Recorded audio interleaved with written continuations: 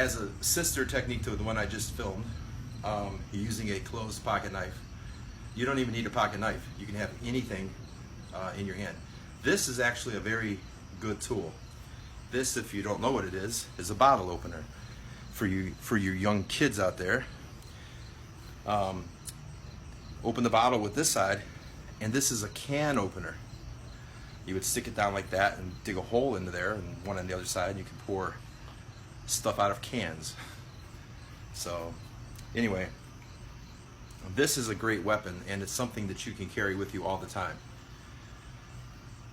I might call it less lethal, because it can be lethal.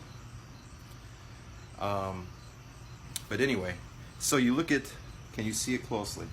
You look at the objects that make this up.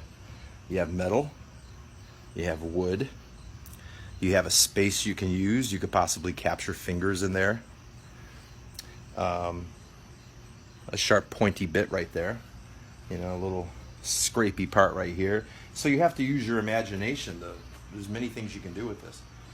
So if you have this in your hands, you could do the exact same technique as before. Like if I'm holding it this way and he punches, imagine, now obviously I'm a big fan of this guy, so I don't want to hurt him. If I take this and I support it with my thumb like that, and I drive that into his bone, I'm barely pushing, but he's going back. Instead of trying to use power or strength, I'm going to hitch a ride on human psychology. We naturally move away from pain and towards pleasure. So all I have to do is provide a source of pain for him, and he wants to go away from the pain. So I just follow him with the pain, and he'll keep going back. Versus, my palm, for example, no pain. He can push against it. Now you get a tug of war, right? Muscle contest. Go ahead and push against that. He does not want to. You can also put this in the muscle tissue too. It's very effective. This thing can poke. It can also rip and tear and gouge to stitch up. It's more of a, it's not as efficient as a blade, which is more quick kill shots. This is a more nasty fight, okay?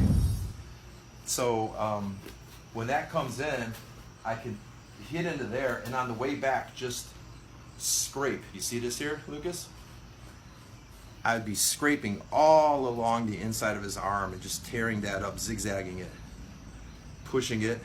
Now, I could use this part here to hit. Now, as I go to push his head down, I can also put this behind his ear. See that? Or into the head. Here, we can get into a wrestling match. Like, he can grab my leg and try to start to tackle me, right? Now you got to know grappling. Or, stay there, you're going to grapple me. Come close here. Watch this right here. Or instead of getting in a tug of war, I can take this and drive it down. Look at this raking. Look at his eye. You see? I'm going to take this off and use my thumb, but I'd be pushing that ear hole with this thing. Right down in there. You see? I don't care how many muscles you got or whatever, you're a human being. You're going to respect this. So he comes in, I go 1, 2, I hit him. I could use all those different things as I'm doing this.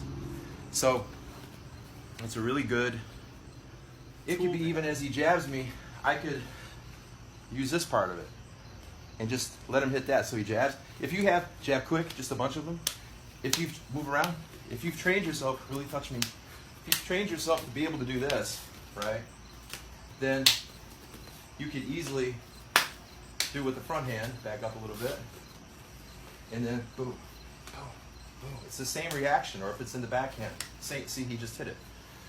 So you train with the boxing to get the timing and the reactions, and then you weapon up, and then just your boxing becomes non-boxing again.